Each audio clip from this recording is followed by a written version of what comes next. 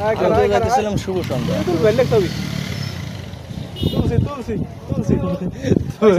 বগিতে যাওয়ার পর কিছু ছেলে পান বিগ ফ্যান বলে সেলফি তুললো আমার সাথে, মানে ফটো তুললো। ওহো, শুরুটা করা লাগে কুমিদ্যা এককাল হুমিদ্যা।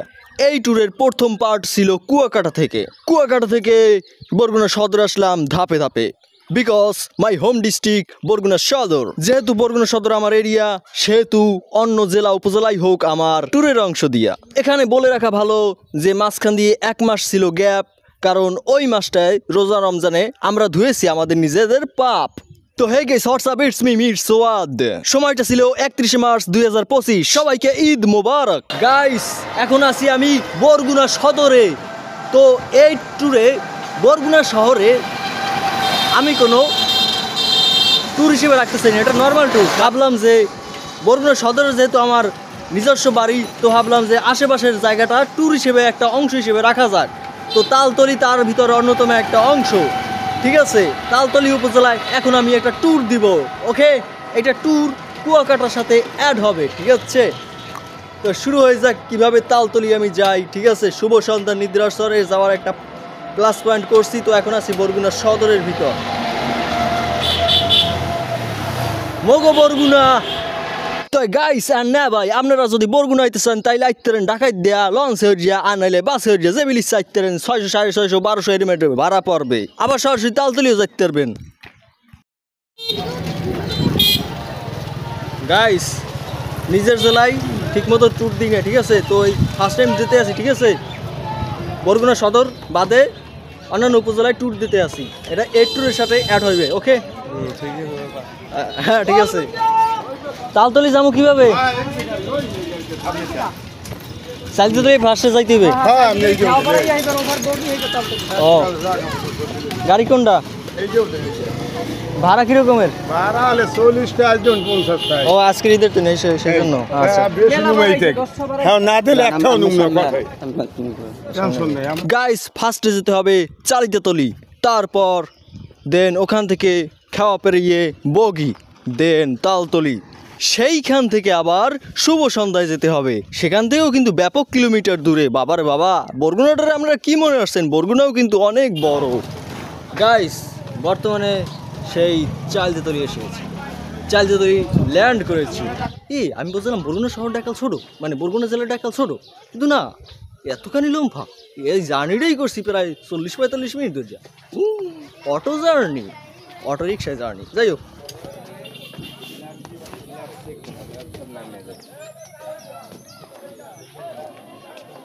আচ্ছা, এই জায়গা দিয়া যাই কোথায়? তালতলি যাবে না বগি নাকি? বগি থেকে তালতলি। বগির পর তালতলি কতটুকু দূরত্ব? ও আচ্ছা। তো গাইস, এখানে রেগুলারলি ভাড়া হচ্ছে 20 টাকা করে। যেহেতু 31 মার্চ 2025 ঈদের দিন ছিল, সেহেতু 30 টাকা করে ভাড়া। খাওয়া ভাড়া মানুষ না কখন নাকি।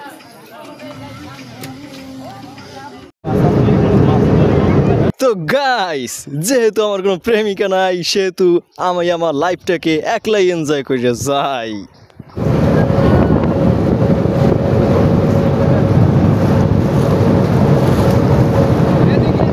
তো বগিতে আসার পর আমি একটা রিভিউ দিতে চেয়েছিলাম যে গাইস আমি বগিতে এসে গেছি, বাট সাডেনলি কিছু ছেলেরা এসে বললো বিগ ফ্যান। আরে ভাই, বিগ ফ্যানের কি আছে? আমরা তো সবাই মানুষ নাকি? তো ওই সময় ক্যামেরাটা অন করা ছিল, এই আর কি।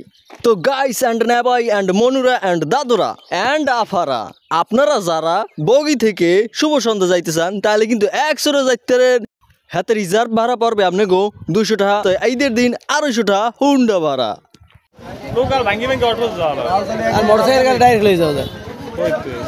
ভাঙ্গি গেলে আমি অটো চালতে আবার অটো জ্বালাবে, আবার ওখান দিয়ে মোটরসাইকেল লইলে মানে অটো ওদিকে হয় না, ডাইরেক্ট অটো যায় না। খরচ হইতে পারে কেমন?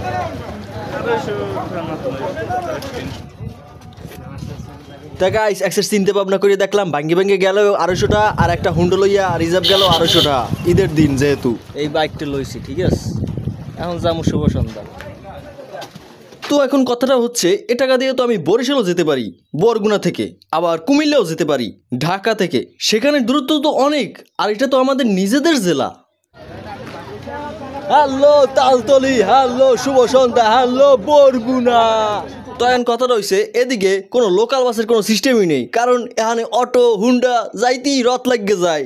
এখন নে ভাই আইতে যাইতে যদি পারেন আপনি সইতে তাইলে পারবেন না, কিন্তু আবার এনে হুইতে, বিকজ শুভ সন্ধ্যায় সন্ধ্যার পর আপনি থাকবেন খালি কাঁপতে কাঁপতে।